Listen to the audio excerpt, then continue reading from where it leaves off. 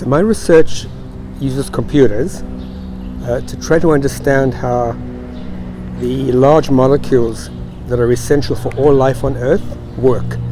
These molecules consist of many thousands of atoms, and all the atoms are in very well defined places. So we're interested in what the forces are between the atoms, and from the forces we want to simulate how the molecules function, how they move, how they change shapes, how they carry out chemical reactions.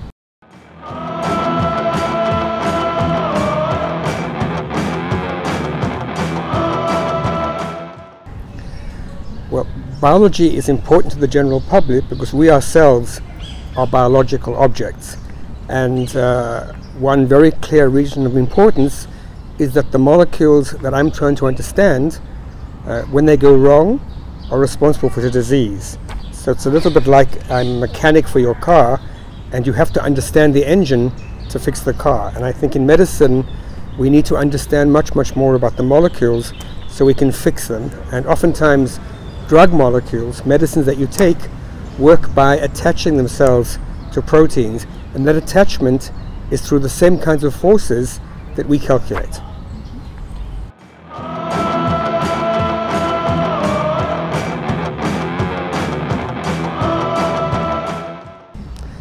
I think I was always assigned, when I was growing up, this was in South Africa, and in those days my friends wanted to be lawyers, doctors, business people. Science didn't even come on. But I didn't want to be any of those things. And I had an uncle and aunt who lived in London who were scientists. I didn't see them very often, but I think knowing that I had family who was in science helped me. And then I visited my uncle and aunt when I was 16, and then it started a big push to be in science.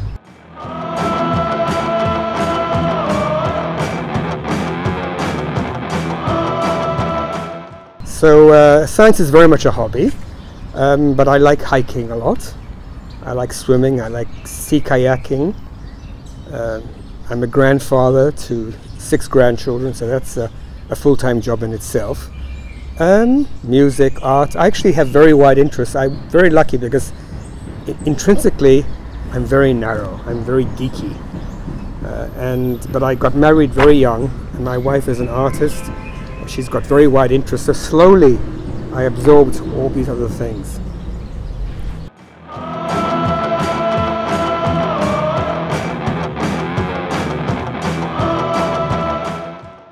I think my advice to all young people is firstly do something that you really enjoy doing.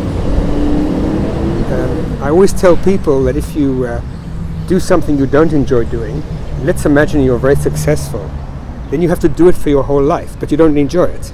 So it's very important to do something that you enjoy doing. I think you have to be persistent in what you're doing, not to give up. Believe in yourself.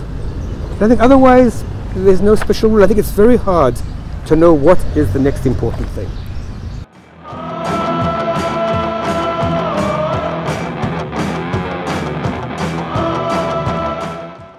I think I was always certain I would enjoy doing science. I think it's not clear what achieving success means. I think that in some ways you get recognized for certain awards, you become a celebrity, but that isn't really success. For me, success, there's a saying in science, which I'm sure you're familiar with, you're as good as your next paper.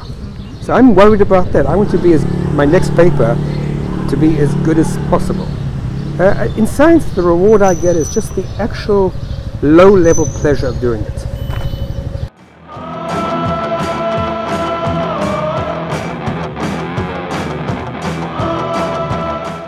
There's no doubt that all the things that we equate with modern society, whether it's improved transportation, cell phones, television, medicine, air travel, the clothes we wear, all of it has a scientific basis. And it seems that it's very clear that we're benefiting enormously from science. And the thing is that it's not over. It's not like we have everything we need. We still need better ways of dealing with the environment, we need better energy sources. All of this is science. Science is not cheap, but it is much cheaper than fixing the problems if you can't prevent them. So for example, old age is becoming a real problem because people who are getting old are not as healthy as they should be.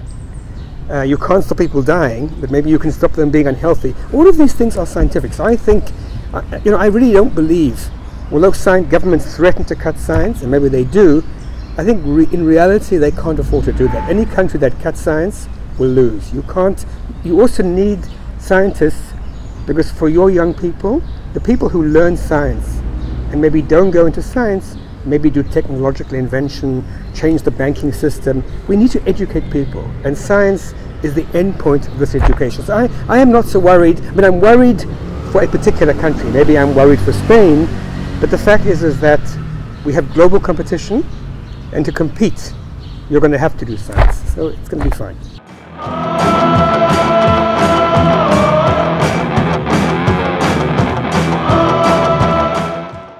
Well, I love talking to young people, and I guess the younger the better. I very much remember when I was young how impressed I was about big name scientists. I think it's just very important for them to realize that we are completely normal people, more or less, and that science is fun, and that they should really think about science, because we're going to fix the young people are going to fix the world through science. There's no other way to do it. So I'm very excited about that. Okay. So I'm really excited about the BioPro Science meeting, and I'm looking forward to meeting everyone in Barcelona quite soon.